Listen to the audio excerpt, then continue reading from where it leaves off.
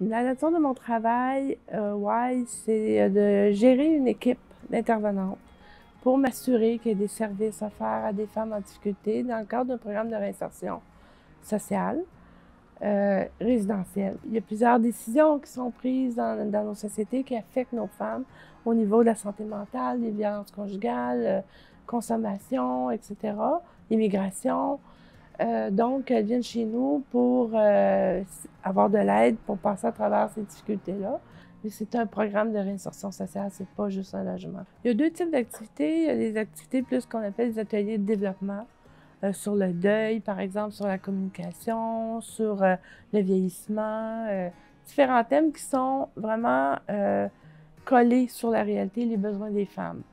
Aussi, des activités plus ludiques, sorties au théâtre, au cinéma, les jeux de société, adorent ça. Pas tout le monde la même chose, hein? Au niveau des relations interpersonnelles, c'est très important parce que dans la vie, quand elles vont sortir du programme, c'est la base. Violence conjugale, de connaître la roue de la violence et pour éventuellement ne pas retomber dans ce pattern-là.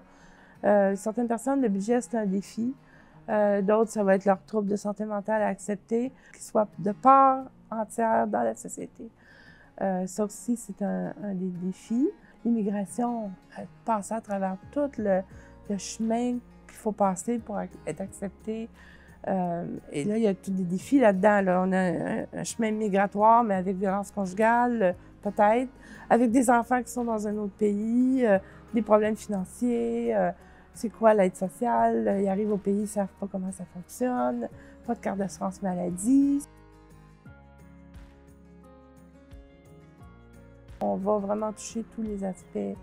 On a une banque alimentaire, donc ça permet d'aider au niveau du budget, d'avoir une petite épicerie d'environ 10-15 $. Fait que ça lui permet d'avoir du pain, du lait des fois. Et on a des fruits et des légumes. Ça vient compléter une épicerie qui sauve un peu d'argent pour faire autre chose. Apprendre à dépenser pour les activités.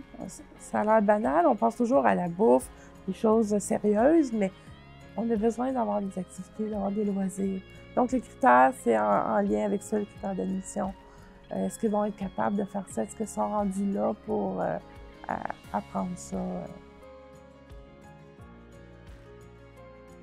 La pandémie, ça a été un gros défi de s'adapter. Nous, on est habitués, on est en personne ici.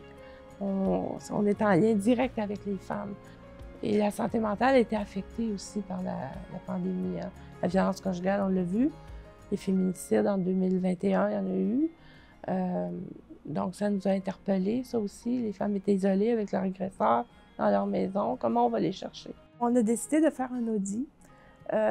Au début, c'était pour faire le portrait de ce qu'on offre et de ce qu'on fait au Y en violence conjugale.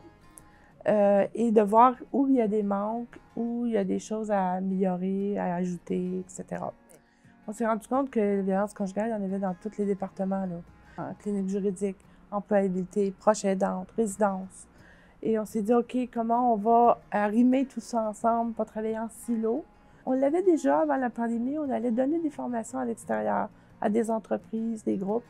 Et on se rendait compte de l'impact que ça avait. C'était, les gens venaient les voir, les intervenantes après, puis ils disaient, je pense que je vis de la violence conjugale. Quand on regarde les portraits des femmes qui se présentent au groupe VC, c'est des femmes encore en violence conjugale, qui habitent encore dans leur milieu violent. D'entendre que tu peux t'en sortir, ça apporte plein de choses. Puis de voir que les gens qui s'en sont sortis, qui travaillent, qui élèvent leurs enfants et que ça fonctionne bien, ça fait qu'ils sortent peut-être plus vite de la violence. En tout cas, ils sortent ou ils partent avec des outils. Notre premier partenariat, c'est le Y, c'est sûr. Il y a déjà beaucoup de services dans le Y. La clinique juridique est essentielle à notre vie, évidemment. Le bénévolat. Elles font du bénévolat dans d'autres services. Ça les aide pour le retour à l'emploi. Retour à l'emploi, c'est sûr, nos services d'employabilité, c'est essentiel aussi.